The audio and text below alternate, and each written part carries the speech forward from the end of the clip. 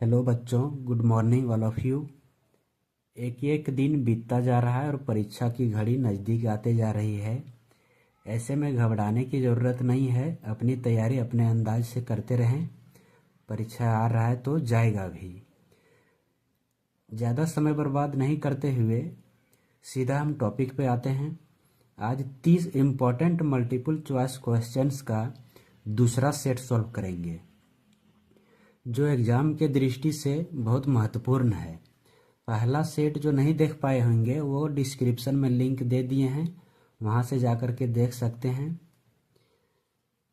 इस सेट के बाद हर चैप्टर वाइज इम्पॉर्टेंट क्वेश्चंस का वीडियो अपलोड करेंगे, इसलिए चैनल को सब्सक्राइब नहीं किए हैं तो कर लें और दोस्तों को भी शेयर कर दें। एक बात और है कि एक लाइक तो बनता है। तो आज का सेट शुरू करते हैं। पहला क्वेश्चन है कि एक प्राकृत संख्या का अभाज्य गुणनखंड उसके गुणनखंडों के क्रम को छोड़ते हुए होता है। अनेक, जीरो, अद्वितीय या दो। क्वेश्चन में पूछ रहा है कि अगर कोई भी प्राकृत संख्या है उसका जब अभाज्य गुणनखंड अगर हम करेंगे, उसका क्रम को अगर हम नहीं लें तो उसका क्या होता है अभाज्य गुणनखंड। क्रम को छोड़ दें तो जैसे 30 का अगर अभाज्य गुणनखंड हम करते हैं तो इसका अगर पहले 2 से भाग देंगे इसको 15 आएगा, फिर 3 से भाग देंगे 5 आएगा। तो इसका अभाज्य गुणनखंड को हम लिखेंगे 30 बराबर 2 गुने 3 गुने 5। और वही 30 का अगर अभाज्य गुणनखंड करने के लिए पहले अगर 3 से भाग दे दे कोई तो ये 10 आएगा, फिर 10 को 2 से भाग देंगे 5 आएगा। तो इसका अभाज्य गुणनखंड को लिखेंगे 3 गुने 2 गुने 5।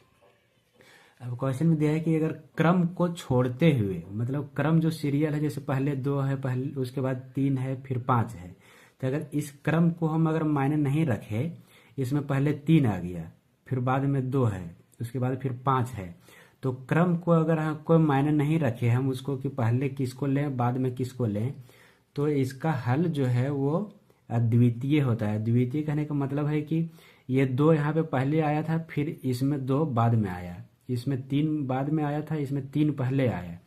तो कौन कहाँ आ रहा है उससे मतलब नहीं है, लेकिन जो पहला अभाज्य गुणनखंड में जो 2 और 3 5 है, दूसरा में भी वही 2 और 3 और 5 है। क्रम को हम इधर उधर कर दे रहे हैं, उससे मतलब नहीं। उसको यहाँ पे दिया है कि क्रम को छोड़ते हुए, तो क्रम को हम इधर उधर कर दें अगर, तो इसका गुणनखंड जो है वो अद्वितीय हो जाएगा। 2 3 5 इसमें भी है, वही 2 3 5 इसमें भी है।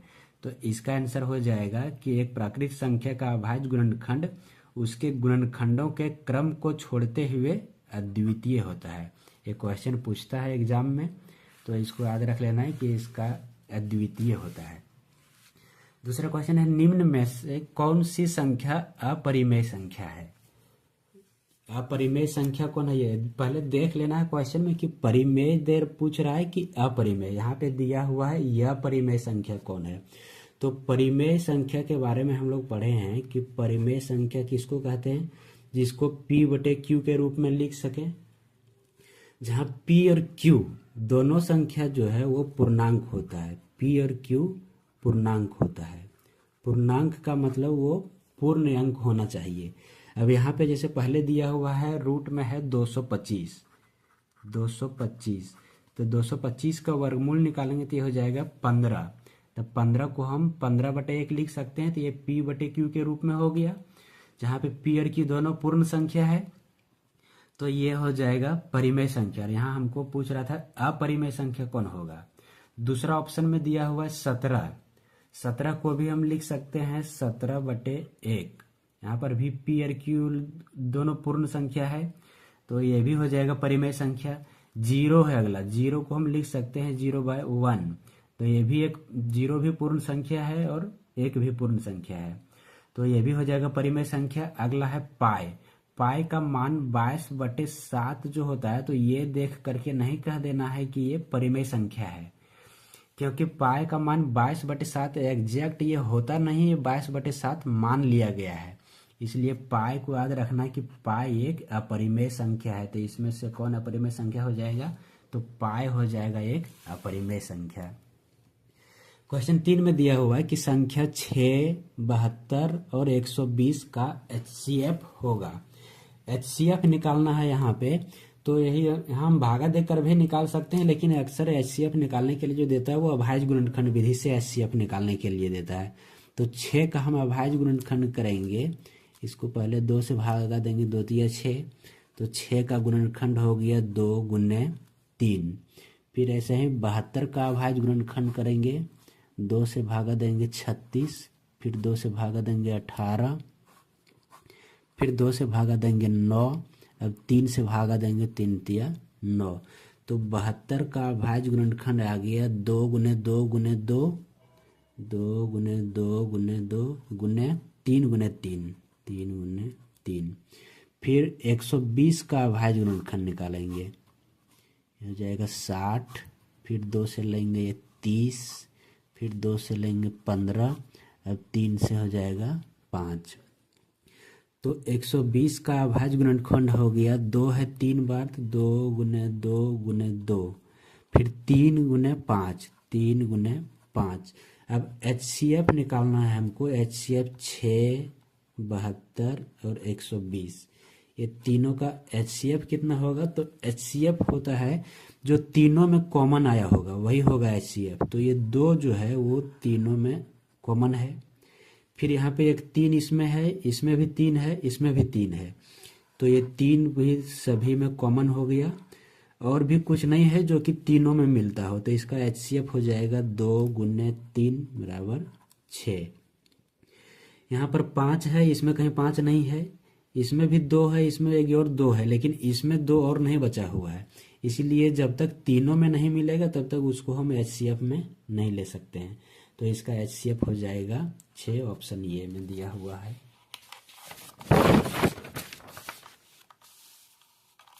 अगला क्वेश्चन है, ग्राफ दिया हुआ है y बराबर fx में शून्यकों की संख्या है। ये जो ग्राफ दिया हुआ है इसमें कितना शून्यक होगा इसका?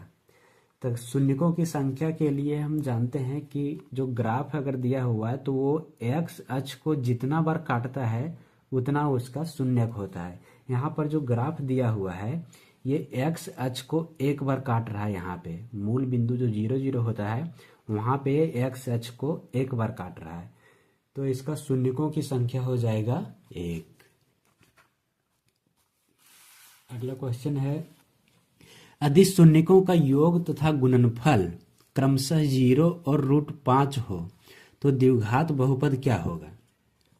शून्यकों का योग दिया है 0 और गुणनफल दिया है √5, तो इसका द्विघात बहुपद क्या होगा? तो द्विघात बहुपद के लिए अगर शून्यकों का योग दिया हुआ है, गुणनफल दिया हुआ है, तो द्विघात बहुपद होता है x² प्लस, अगर शून्य को हम एक शून्य को अल्फा और एक शून्य को अगर बीटा मान लें तो शून्यकों का योग प्लस एक द्विघात बहुपद होता है x² प्लस शून्यकों का योग इंटू x प्लस शून्यकों का गुणनफल।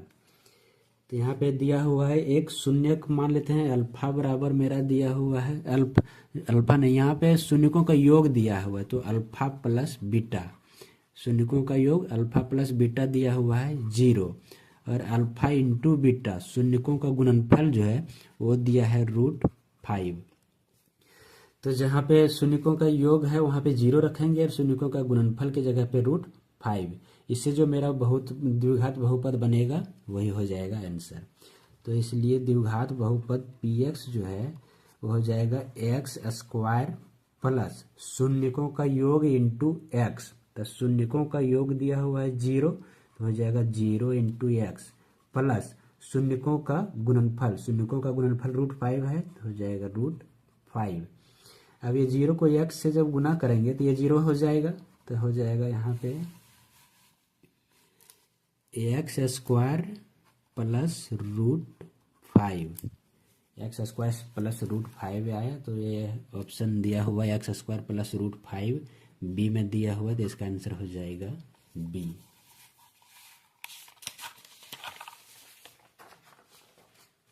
अगला क्वेश्चन है 6 नंबर की समीकरण युग्म 3x - y बराबर 3 और x प्लस 3y बराबर 4 का हल होगा। एक हल होगा, अनेक हल होगा, दो हल होगा कि कोई हल नहीं होगा। इसका कितना हल होगा ये निकालना है हमको। तो जो समीकरण दिया हुआ है पहले हम उसको लिखते हैं। दिया है 3x माइनस वाई बराबर 3। ये समीकरण युग्म जो रैखिक समीकरण ये दिया हुआ है इसको स्टैंडर्ड फॉर्म में हम लिखते हैं। पहले स्टैंडर्ड फॉर्म होता है ये x plus B Y plus C बराबर 0। तो जो 3 जो है वो बराबर के दाहिने साइड में है, इसको हम पहले बाएं साइड में कर लेंगे इसको। तो हो जाएगा 3x माइनस वाई माइनस 3 बराबर 0। ये हो गया समीकरण 1। फिर दूसरा समीकरण दिया हुआ है x प्लस 3y बराबर 4। तो इसको जब हम स्टैंडर्ड रूप में लिखेंगे तो ये हो जाएगा x प्लस 3y माइनस 4 बराबर 0। ये 4 प्लस में था बराबर के राइट साइड में, इसको लेफ्ट में ले जाएंगे तो यहाँ हो जाएगा -4। इसको ले लिए समीकरण 2। अब इसका कितना हल होगा, एक हल होगा, अनेक हल होगा कि दो हल होगा, इसके निकालने के लिए हम इसका पहले a1 a2 a3 और b1 b2 b3 से इसको हम चेक करेंगे। यहाँ पे जो पहला समीकरण दिया हुआ है इसमें x के साथ जो गुना में है वो a1 हो जाएगा, y के साथ जो गुना में है वो b1 हो जाएगा, और जो कांस्टेंट टर्म जो बच जाएगा c के जगह पे वो हो जाएगा c1। तो यहाँ पे ये a1 बराबर हो जाएगा 3, b1 बराबर हो जाएगा y के साथ में कुछ नहीं है मतलब 1 है, और यहाँ माइनस लगा हुआ है तो -1 हो जाएगा। तो b1 हो जाएगा -1 और c1 हो जाएगा कांस्टेंट टर्म ये जो है -3। फिर दूसरा समीकरण से a2 हो जाएगा, x के साथ में गुना में कुछ नहीं मतलब यहाँ 1 है तो यहाँ a2 हो जाएगा 1। b2 y के साथ में यहाँ पे 3 है तो b2 हो जाएगा 3 और c2 हो जाएगा -4। अब a1 बटे a2 और b1 बटे b2 c1 बटे c2 का हम तुलना करेंगे कि क्या हो रहा है मेरा। तो a1 बटे a2 बराबर a1 बटे a2, a1 है 3 और a2 है 1 तो 3/1। b1 बटे b2 बराबर b1 है -1 और b2 है 3 तो हो जाएगा -1/3। अब c1 बटे c2 हमको निकालने का ज़रूरत नहीं है, क्योंकि जैसे ही अगर a1 बटे a2 और b1 बटे b2 अगर दोनों बराबर आया रहता तो हम c1 बटे c2 को चेक करते निकाल करके। लेकिन यहाँ दो ही जैसे निकाले a1/a2 और b1/b2। अब ये देख रहे हैं कि दोनों बराबर नहीं है, यहाँ पे 3/1 यानी कि इसको 3 कह सकते हैं, और दूसरा आ गया -1/3। तो 3 और -1/3 ये दोनों बराबर तो नहीं है।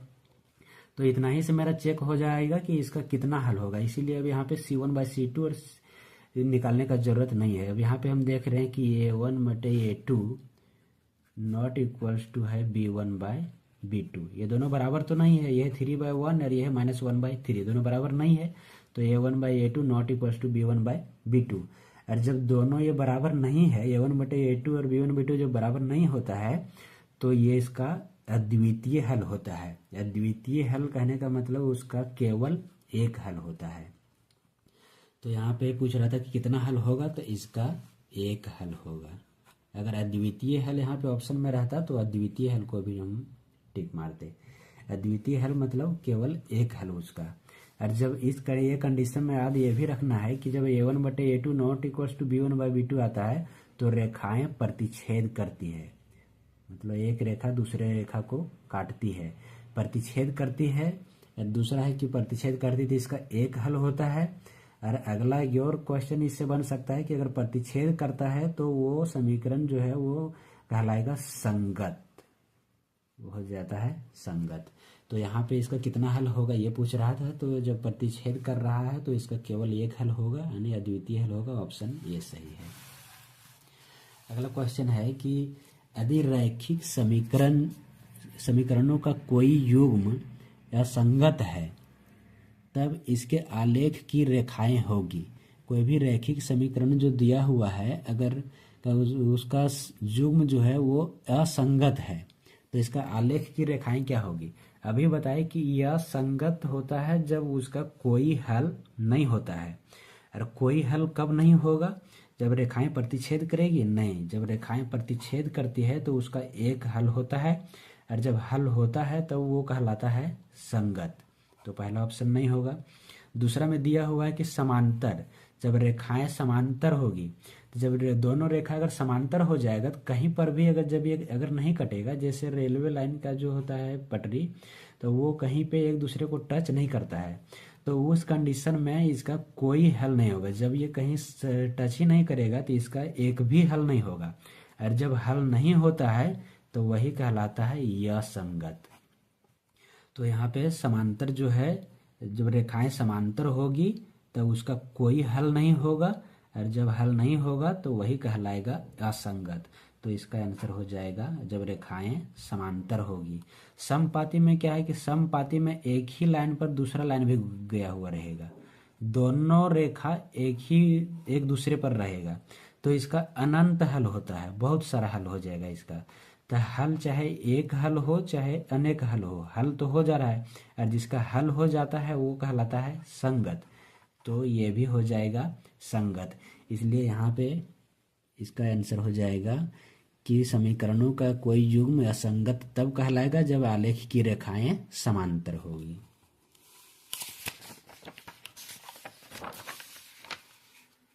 अगला क्वेश्चन है 8 नंबर में कि समीकरण x प्लस वाई बराबर 4 और दूसरा दिया हुआ है x माइनस वाई बराबर 2 के द्वारा निरूपित रेखाएं हैं समपाती, समांतर की प्रतिच्छेदी या इनमें से कोई नहीं। ये जो दो समीकरण दिया हुआ है तो इसके द्वारा जो रेखा निरूपित होगा वो कैसा होगा। तो यहाँ पर भी हम पहले दोनों समीकरण को लिख लेते हैं कि x प्लस वाई बराबर 4 है, इसको हम लिखेंगे x प्लस वाई माइनस 4 बराबर 0। ये हो गया समीकरण 1। दूसरा समीकरण दिया है x माइनस वाई बराबर 2, इसको हम लिखेंगे x माइनस वाई माइनस 2 बराबर 0। ये हो गया समीकरण 2। अब समीकरण 1 से हम a1 b1 c1 निकालेंगे, 2 से निकालेंगे a2 b2 और c2, और फिर उसका हम तुलना करके देखेंगे। तो यहाँ पे a1 बराबर हो जाएगा, x के साथ गुना में कुछ नहीं मतलब 1 है तो a1 हो जाएगा 1, b1 हो जाएगा 1, y के साथ कुछ नहीं मतलब 1 है, और c1 हो जाएगा -4, c1 हो जाएगा -4। ऐसे ही a2 b2 c2 इसे निकालेंगे, तो यहाँ पे a2 हो जाएगा 1, b2 हो जाएगा -1 और c2 हो जाएगा -2। -2 है यहाँ पे c2, तो ये हो जाएगा -2। अब a1 बाई a2 का हम तुलना करके देखते हैं कि क्या होगा। a1 बाई a2 बराबर, ये है 1, a2 भी है 1, 1 बाय 1।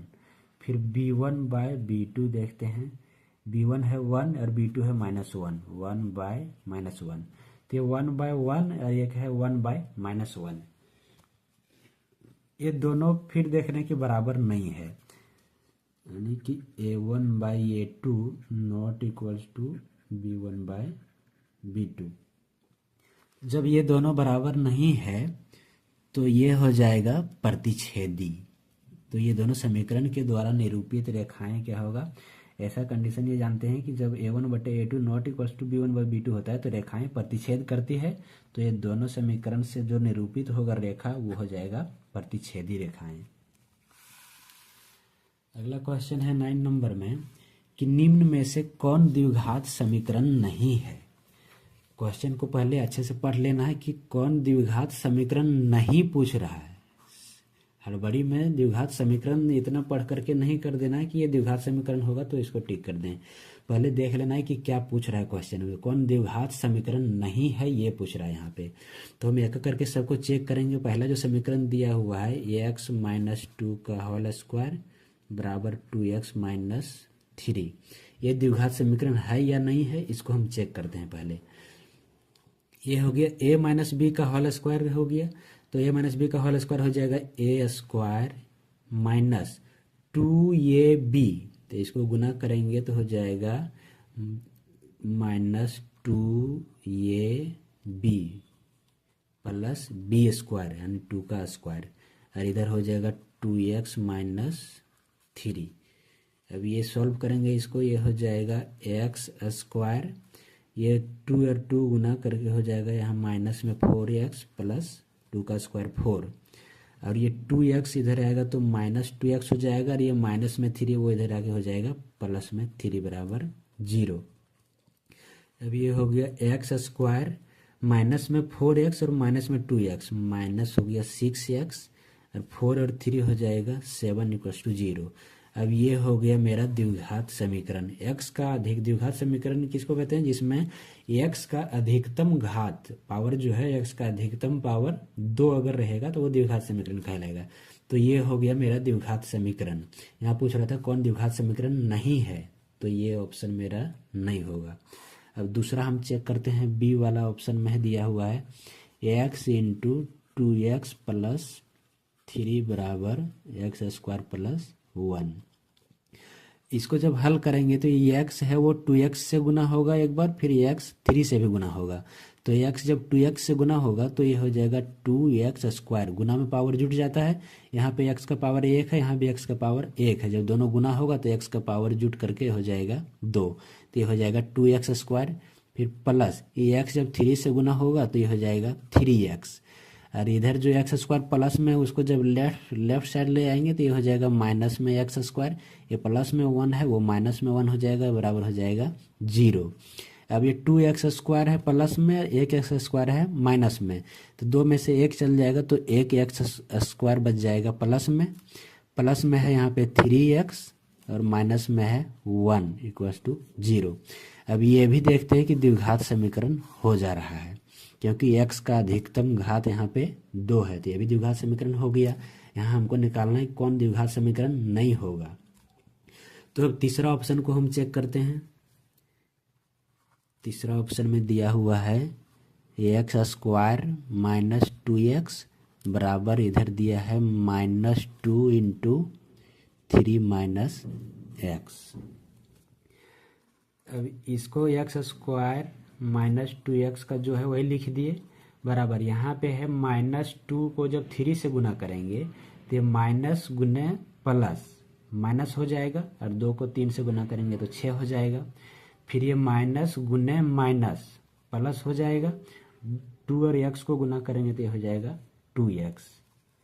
अब ये हो गया इधर एक्स स्क्वायर, ये माइनस में है यहाँ पे 2x, और ये 2x प्लस में है, वो जब इधर आएगा तो इधर भी आकर के वो भी हो जाएगा माइनस 2x, जो माइनस में है 6 इधर आकर के हो जाएगा प्लस में 6 बराबर 0।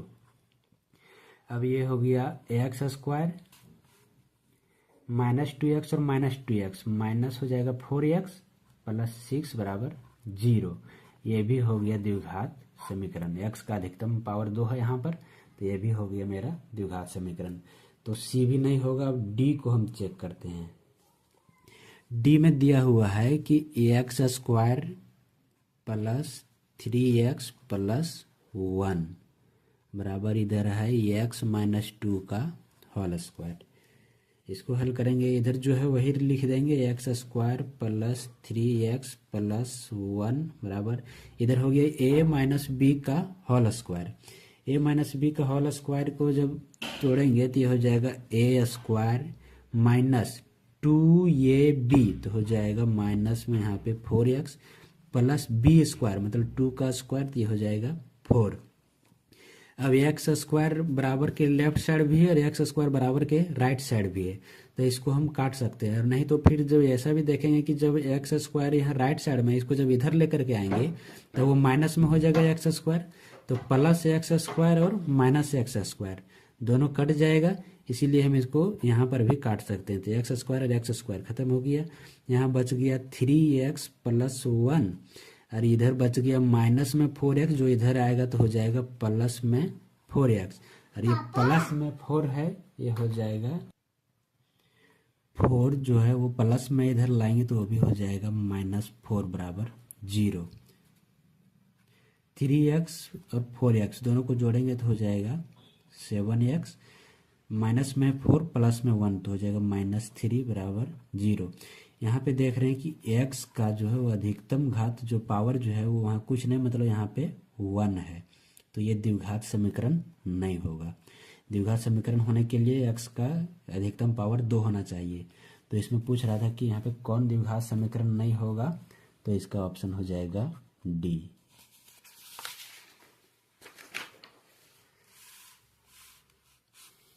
आगे क्वेश्चन नंबर 10 है, द्विघात समीकरण 3x² - 12x + m = 0 के मूल बराबर हैं तो m का मान होगा। यहाँ पे दे दिया है कि इसका मूल बराबर है, तो हमको m का मान निकालने के लिए बोल रहा है कि m का क्या मान रखेंगे कि मूल बराबर हो जाएगा। द्विघात समीकरण का मूल बराबर होने के लिए इसका कंडीशन क्या है कि मूल बराबर होंगे कब? मूल कब बराबर होता है? जब d जो विविक्तकर होता है, जिसको कि b² - 4ac कहते हैं, वो d बराबर 0 होता है। मूल बराबर तभी होगा जब d का मान 0 हो जाता है। तो d यहाँ पे हो जाएगा b² - 4ac। d का बराबर, d जो है विविक्तकर, उसका फॉर्मूला होता है d बराबर b² - 4ac, इतना बराबर हो जाएगा 0। तो m का मान निकालना है। अब यहाँ पे जो समीकरण दिया हुआ है 3x² - 12x + m = 0, यहाँ पे ये हो जाएगा x² का गुणांक ये होता है, x² के साथ गुना में 3 है, तो यहाँ पे ये हो जाएगा 3। और x का जो गुणांक रहता है वो होता है b, तो यहाँ b हो जाएगा, x के साथ गुना में है -12, तो b हो जाएगा -12। और c जो कांस्टेंट टर्म रहता है वो c होता है, तो यहाँ पे c हो जाएगा m। तो यहाँ b abc का मान रख देंगे, b² यानी -12 का स्क्वायर -4 इंटू ये का मान 3 है, तो 3 रखेंगे। c का मान m है, तो यहाँ पे m बराबर 0, इससे m का मान निकालना है। तो -12 का जब स्क्वायर करेंगे तो हो जाएगा 144, और ये 4 और 3 को गुना करेंगे तो 12 हो जाएगा, और ये m रहेगा तो 12m हो जाएगा। ये माइनस में है, जब इसको हम इधर ले जाएंगे, बराबर से लेफ्ट साइड में था, इसको जब राइट में ले जाएंगे तो माइनस में है, वो जा करके इधर हो जाएगा, 12m हो जाएगा प्लस में। अब इससे m का मान हमको निकालना है, तो 144 का रहने यहीं पर रहेगा। ये 12 जो है m के साथ यहाँ पे गुना में है, जब उसको इधर ले आएंगे तो हो जाएगा भागा में, यहाँ पे बच जाएगा सिर्फ 12। 144 को जब 12 से भागा देंगे तो हो जाएगा 12, यानी कि m का मान आ गया 12। तो ये हो जाएगा ऑप्शन बी सही हो जाएगा।